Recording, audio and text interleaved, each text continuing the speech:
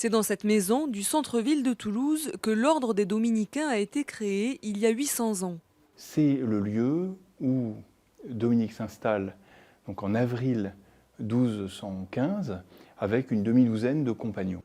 L'histoire des Dominicains, c'est l'histoire de Dominique de Guzman, originaire de Castille. De passage dans la région toulousaine, il décide de sillonner les routes à pied pour prêcher l'évangile auprès de mouvements jugés hérétiques par l'Église, à l'image des cathares.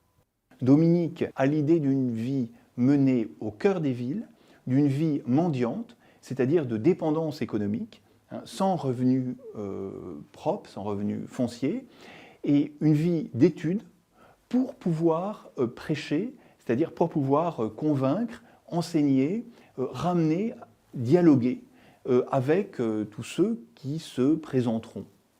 Les Dominicains font partie des ordres les plus importants, ceux qui ont pesé dans l'histoire du christianisme. C'est à Toulouse, depuis le cloître des Jacobins, que des milliers de frères prêcheurs partirent dans le monde entier.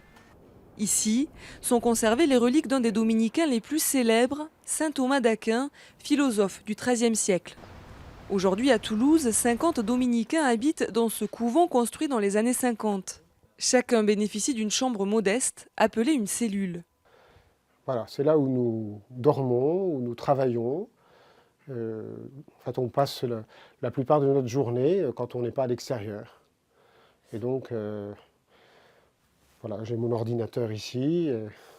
C'est là en général que je travaille.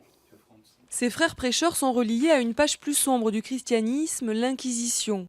La papauté s'est appuyée sur les Dominicains pour mener la guerre aux supposés hérétiques. Pour Augustin Lafay, ces hommes de lettres, ces érudits ont simplement été chargés de mener des enquêtes. Aujourd'hui, on compte près de 6000 frères dominicains dans le monde, dont 1 millier en formation.